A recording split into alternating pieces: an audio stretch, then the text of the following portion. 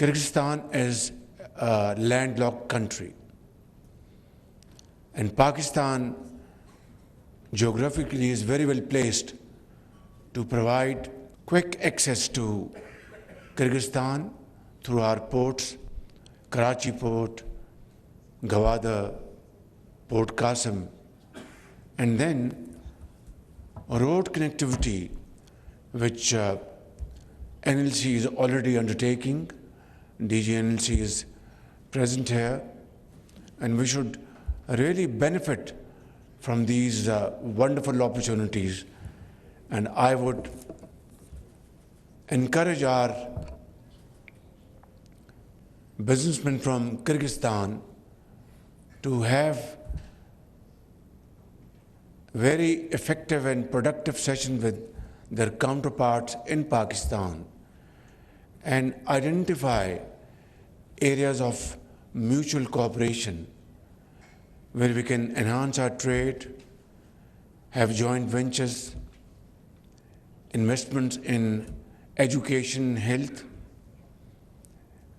As I speak, about 8,500 Pakistani students are getting education in medical universities in Kyrgyzstan.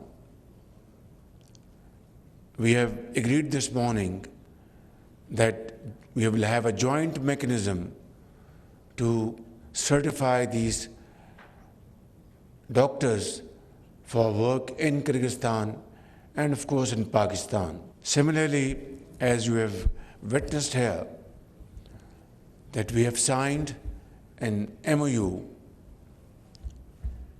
that would take our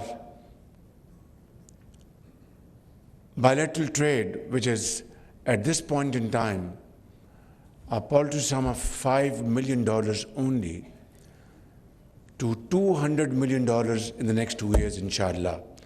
This would be a quantum jump in our trade relations, and this would augur very well for our future cooperation. Ladies and gentlemen, President